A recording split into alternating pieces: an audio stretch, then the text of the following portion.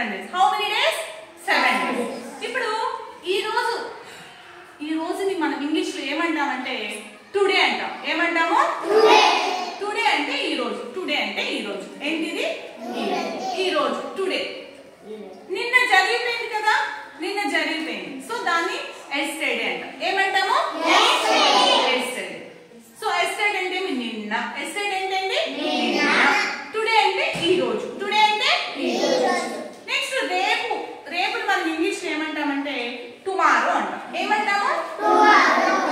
ఇప్పుడు చూడండి. టుడే, అందరూ టుడే, ఎస్టర్డే, టుమారో.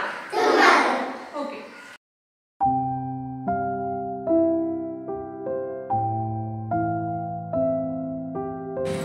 ఇది డేస్ ఆఫ్ ఏ వీక్.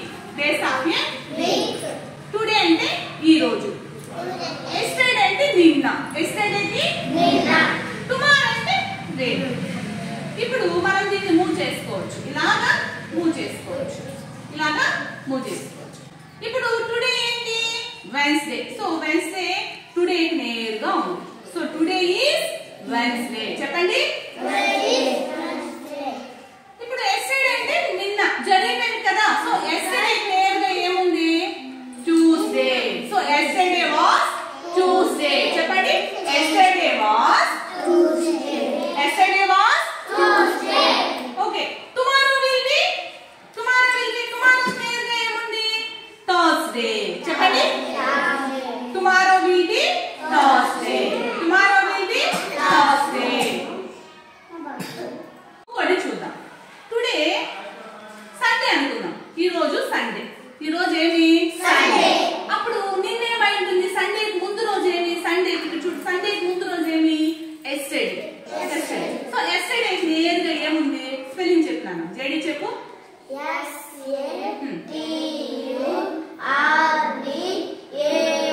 అలా చెప్పకూడదు. మనం చెప్పేటప్పుడు కూడా ఒక చూడు. SATUR DAY. డే అనేది ఒకేసారి చెప్పాలి. SATUR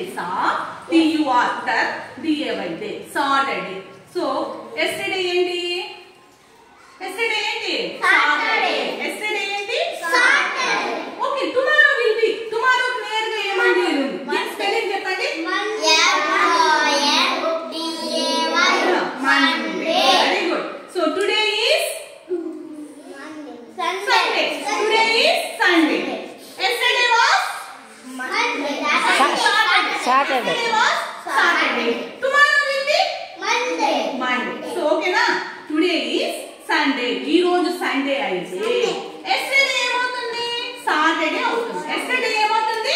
Saturday. మరి tomorrow will be Monday. Very good. Tomorrow will be Monday. So ఇది మనకి ఇలాగా మూవ్ అవుతా ఉంటుంది. ఇలాగా మూవ్ అవుతా ఉంటుంది. ఈ రోజు ఫర్ ఎగ్జాంపుల్ ఈ రోజు ట్యూస్డే అనుకుందాం. ట్యూస్డే అనుకో. ఎస్టర్డే ఏమవుతుంది? మండే. టుమారో ఏమవుతుంది? Wednesday. Very good. JD claps ఇవ్వండి. సో అలాగా నేర్చుకోవాలి. ఓకేనా? అర్థమైందా?